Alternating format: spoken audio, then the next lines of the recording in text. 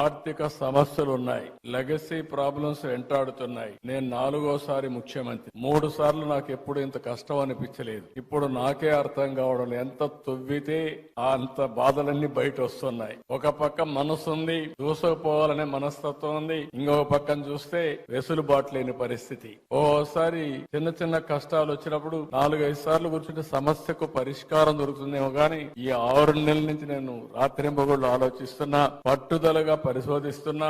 అయినా కూడా ఇప్పటికి కూడా నాకు ఒక దారి దొరకలేదంటే ఎంత డ్యామేజ్ జరిగిందో మీరందరూ గుర్తుపెట్టుకోవాల్సిన అవసరం ఉంది. అయితే కానీ నాకు ఒక బాధ్యత మీరందరూ ఇచ్చారు. ఆ బాధ్యతతో తప్పకుండా ఎట్టి పరిస్థితిలో మళ్లీ పూర్వ వైభవం తీసుకొచ్చే వరకు వదిలిపెట్టనని చెప్పి కూడా మీ అందరికి హామీ ఇస్తున్నా.